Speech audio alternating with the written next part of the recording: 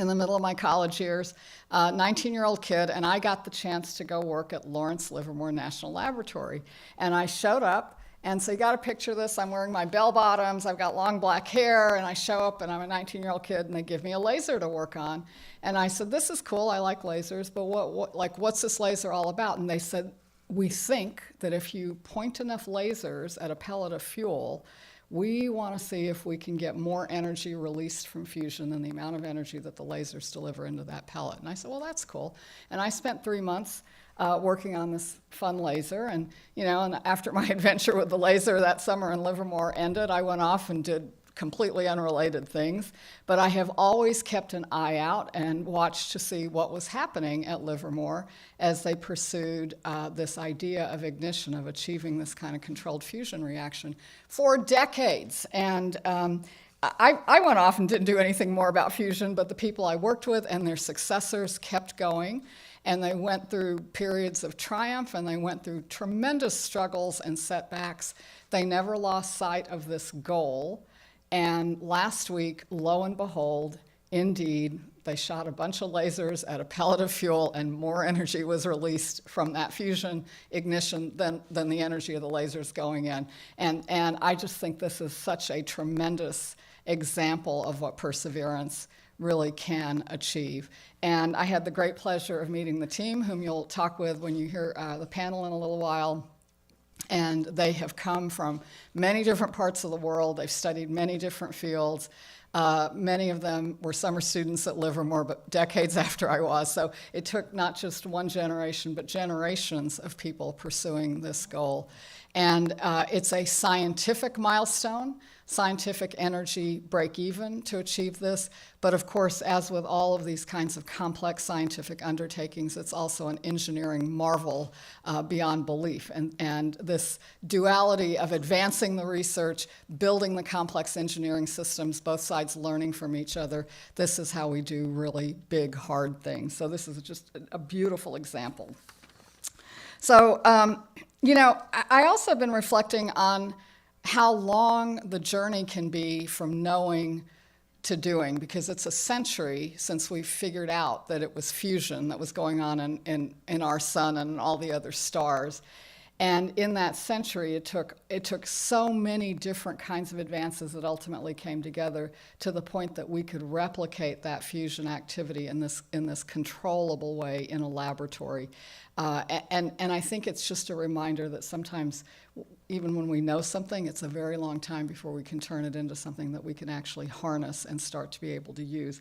And as the Secretary described, I think it's that prospect now is one step closer in a really exciting way.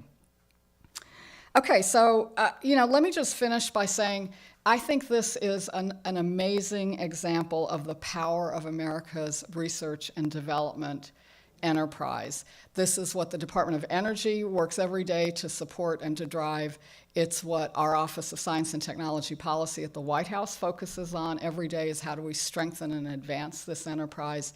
And it is an enterprise that President Biden has championed in a way that no one really ever has before. He's submitted a budget for supporting federal R&D that is the biggest ever that we've had in this country.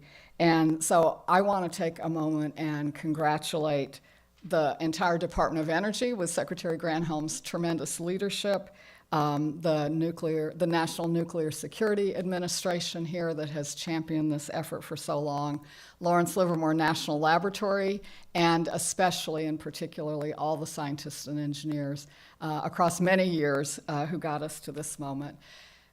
President Biden loves to say that the one word that defines America is possibilities, and this is such a wonderful example of a possibility realized, a scientific milestone achieved, and a road ahead to the possibilities for clean energy and even deeper understanding of the scientific principles that are at play here. So thanks again, congratulations, and all the best from the White House. And now, thank you. Thanks so much. And now it's my privilege to get to introduce Jill Ruby. She is the Undersecretary for Nuclear Security here at the Department of Energy and also the Administrator of NNSA.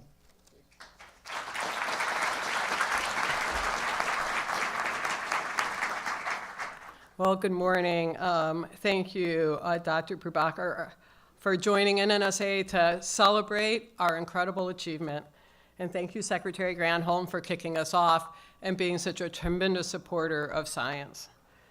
This success would not be possible without the strong support for foundational research by the U.S. government and by the sustained investment in our national laboratories. Monday, December 5th, 2022, was an important day in science. Reaching ignition in a controlled fusion experiment is an achievement that has come after more than 60 years of global research, development, engineering, and experimentation.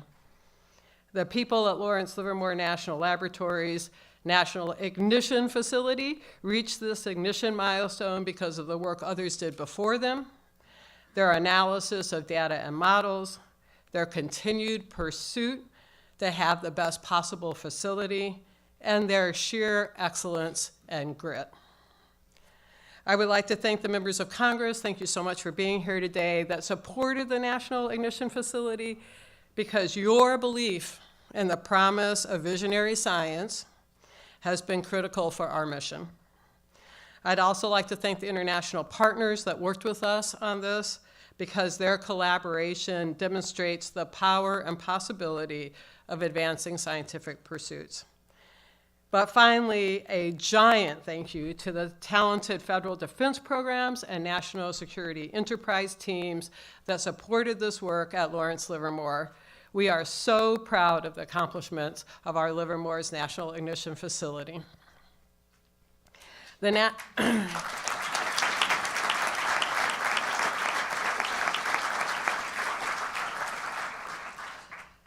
National Ignition Facility is the world's largest and most energetic laser system.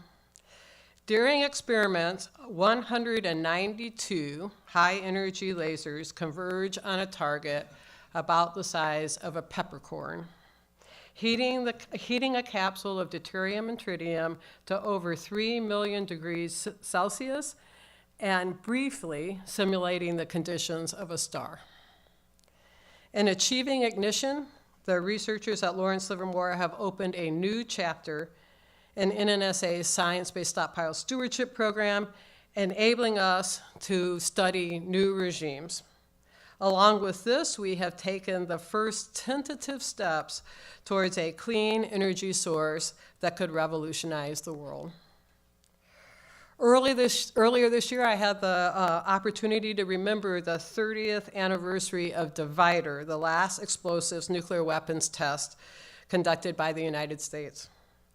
In reflecting on Divider, I spoke of how far our stockpile stewardship program has come, and in how many ways we now understand our nuclear weapons better than we did when we were testing. Unlocking ignition at NIF will allow us to probe the extreme conditions found at the center of nuclear explosions and address significant, long-standing stewardship questions. The unprecedented nature of reaching ignition confirms what I and previous administrators of the NNSA have been saying for decades. There is no more dedicated or more talented group of scientists in the world, as it should be. The tireless efforts of thousands of people from around the national security enterprise, nuclear security enterprise, and their predecessors are responsible for this breakthrough. We honor their intelligence, their commitment, and their determination. Going forward, we know we will make further breakthroughs. We'll have further setbacks. But all of this is in the interest of promoting national security, pushing towards a clean energy future, and redefining the boundaries of what's possible. Thank you for being here. I'd like to introduce Marv Adams, the Deputy Administrator for Defense Programs, to speak on this achievement.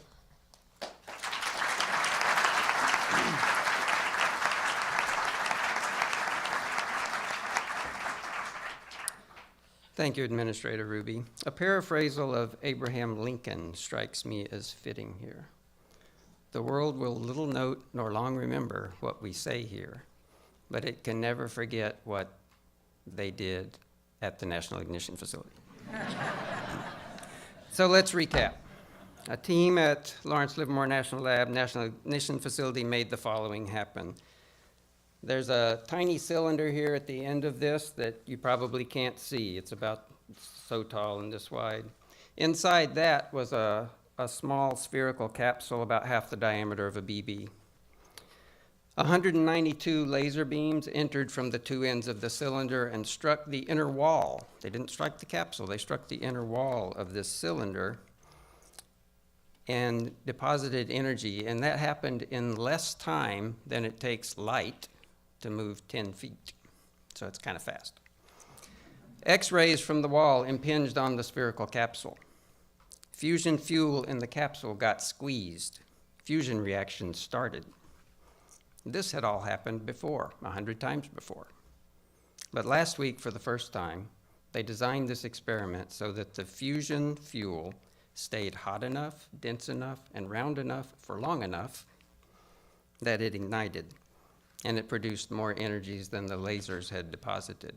About 2 megajoules in, about 3 megajoules out, a gain of 1.5.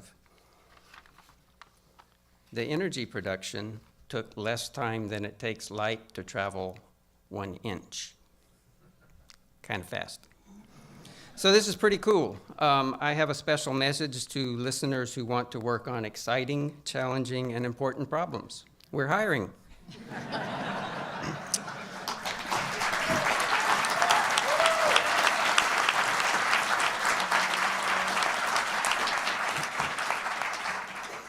So, fusion is an essential process in modern nuclear weapons, and fusion also has the potential for abundant clean energy. As you have heard, and we'll hear more, the breakthrough at NIF does have ramifications for clean energy. More immediately, this achievement will advance our national security in at least 3 ways. First, it will lead to laboratory experiments that help NNSA defense programs continue to maintain confidence in our deterrent without nuclear explosive testing. Second, it underpins the credibility of our deterrent by demonstrating world-leading expertise in weapons-relevant technologies. That is, we know what we're doing. Third, continuing to assure our allies that we know what we're doing and continuing to avoid testing will advance our non-proliferation goals, also increasing our national security. The achievement we celebrate today illustrates that big, important accomplishments often take longer and require more effort than originally thought, and that these accomplishments are often more than worth that time and effort that they took. With that, I would like to welcome my friend and colleague, Dr. Kim Budell, the director of Lawrence Livermore National Laboratory, to speak about her laboratory's achievements.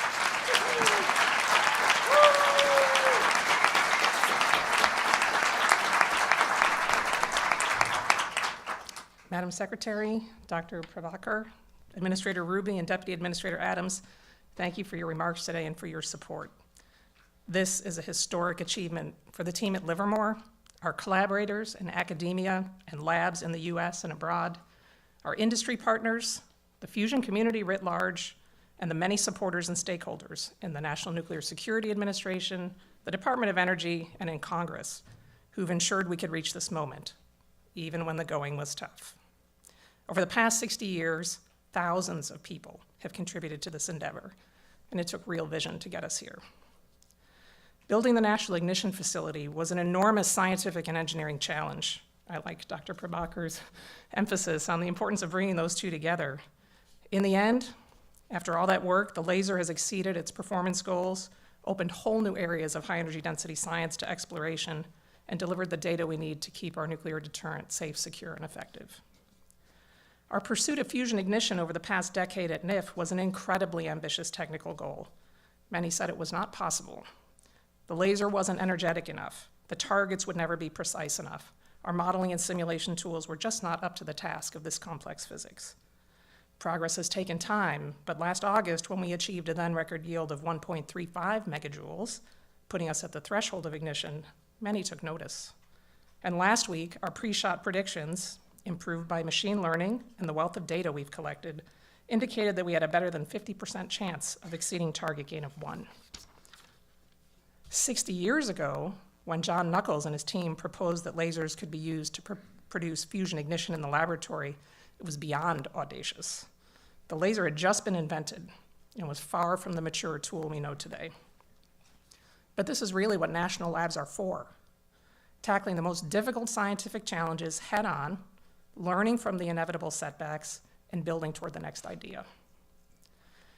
Lawrence Livermore has been at the center of the ICF community across these many decades, and ICF has been a centerpiece of our lab. Indeed, people often say that LLNL stands for lasers, lasers, nothing but lasers. But I think our motto sums up our approach nicely: science and technology on a mission.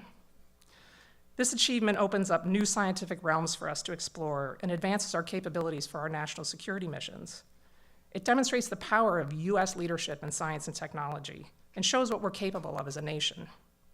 And as the Secretary mentioned, breakthroughs like this one have generated tremendous excitement in the fusion community and a great deal of private sector investment in fusion energy.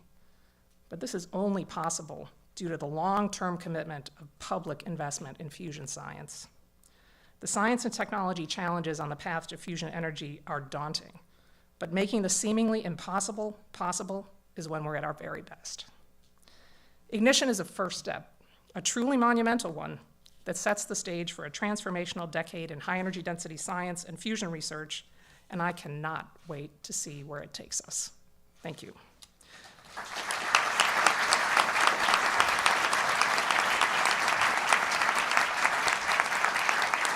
And I will hand the podium back to Secretary Granholm. Great, thanks. We will open up for a few minutes of questions, and I think that our public affairs team, Chad, is going to be navigating that, and of course we have the experts. And just here. give your name and your outlet, please. We're taking questions on this topic. Thank you.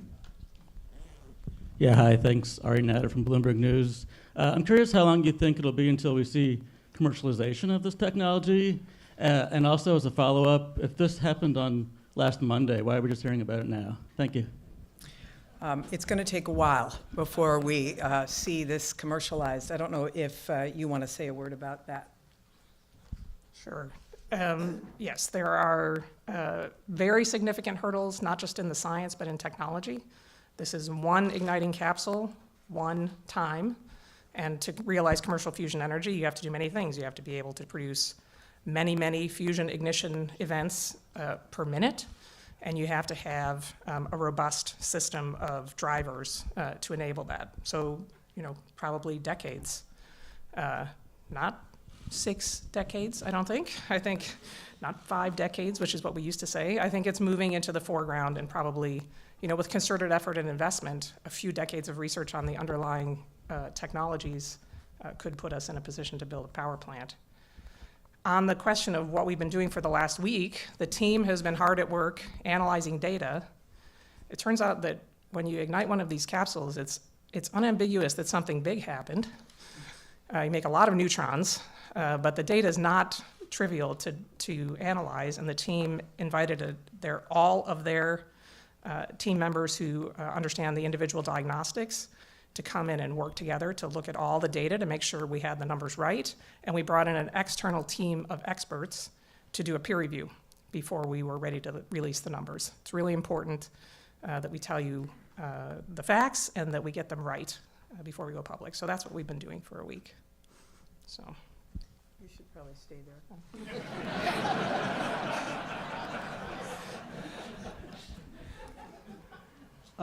2 quick questions. One, I know this the positive net return is the important thing, but how much energy does it take? That we talk about the wall plug energy. How much wall plug energy did it take? And are there implications for other types of fusion? Is this something that could inform magnetic confinement fusion as well? So the laser requires about 300 megajoules of energy from the wall to drive 2 megajoules of laser energy, which drove 3 megajoules of fusion yield. Our calculations suggest that it's possible with a laser system at scale to achieve hundreds of megajoules of yield. So there is a pathway to a target that produces enough yield, but we're very distant from that right now. So 300 megajoules at the wall, 2 megajoules in the laser. So this really is talking about target gain greater than 1. And then there was a second part to your question. But does it inform Magnetic fusion, yes. So there are many common things about plasma science and the materials you need to work in fusion environments, diagnostic techniques, et cetera. Essentially, magnetic fusion works at low pressures and densities and for long times, whereas inertial confinement fusion works at high pressures and densities for very short times. So there are some similarities in the underlying physics, but the fundamental concepts are quite different. Secretary Granholm, Pete Baer with E&E News. Congress has charged you and the department with making decisions about the most promising designs for a pilot fusion plant, and you're in the middle of that process now. How are you going to approach that, and what are your concerns about making those kind of choices? Well, clearly, the folks who will be evaluating are the professionals in this, who are the scientists who do this work. And they will, like they do with all of these funding opportunity announcements, do a whole peer review process of each of the applications to determine which ones are most likely to be successful given the challenges. There's no parameters on whether these are magnetic confinement plants or laser confinement plants. We are just looking at the best proposals that come in, and hopefully we'll have a decision on that first $50 million at the early in the new year.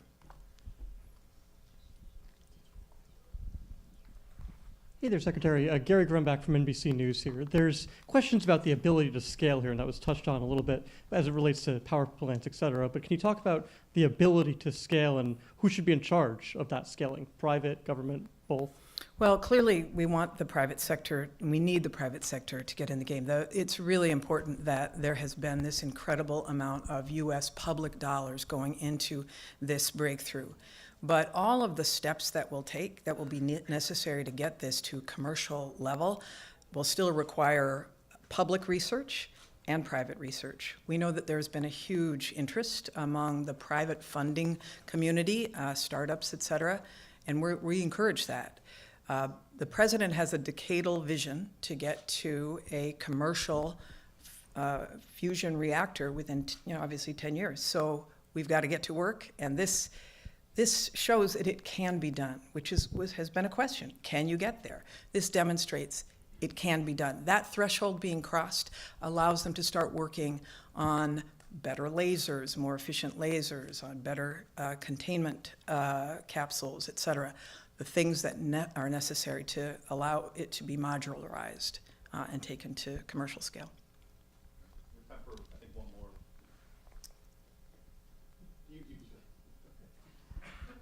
Thanks so much. I just wanted to clarify, you're saying, there's a goal to get this in a decade. You had said that there would be decades, plural, in terms of commercialization. How do you reconcile that? What is the timeline here? I think I get that. So there's two approaches to commercial fusion energy. One is based on magnetic fusion using devices like tokamaks. One is inertial fusion. There are private companies pursuing both approaches. The technology development, the foundational technology to begin to scale up toward a power plant is further along in the magnetic fusion community. And it's building more directly off the work that's been done in recent decades at facilities like JET in the United Kingdom, at the Princeton Plasma Physics Lab, at MIT, to build the foundational technologies up for magnetic fusion energy. The National Ignition Facility has been focused on creating this first step. If we could not ignite capsules in the laboratory, you could not see a pathway to an inertial confinement fusion energy plant. So this was a necessary first step. But the NIF is built foundationally on 1980s laser technology. So, we need to bring modern technology approaches to the drivers. We need to think about all the systems questions. And now that we have a capsule that ignites, we need to figure out, can we make it simpler? Can we begin to make this process easier and more repeatable? Can we begin to do it more than one time a day? Can we start working toward rep rate? And each of these is an incredible scientific and engineering challenge for us. So while magnetic fusion may be a little bit in front, having that portfolio of approaches is really a great place to be, because these communities will feed off each other, we'll learn, we'll continue to advance the field, and many technologies will grow out of both fields, in addition to the path to a fusion power plant. So that, I think having both is really important. You'll hear in the panel about some of the potential advantages of an inertial confinement fusion approach. It's a little bit different. So I think it really is important to keep us on that pathway. And with investment, with energy, no pun intended, sorry about that, with real investment and real focus, that timescale can move closer. We were in a position for a very long time where it never got closer, right? Because we needed this first fundamental step. So we're in a great position today to begin understanding just what it will take to make that next step, and then where that boundary is. I'm guessing, because I don't want to give you a sense that we're going to plug the NIF into the grid. That is definitely not how this works.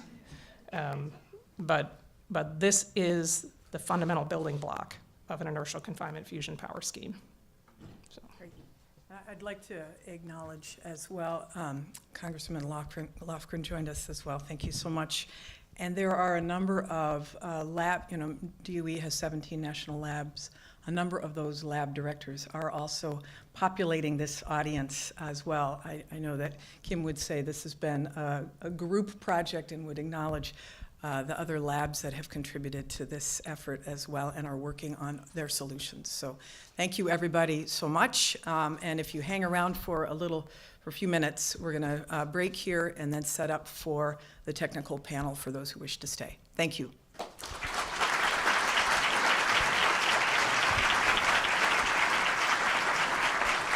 The technical panel will begin in approximately 10 minutes.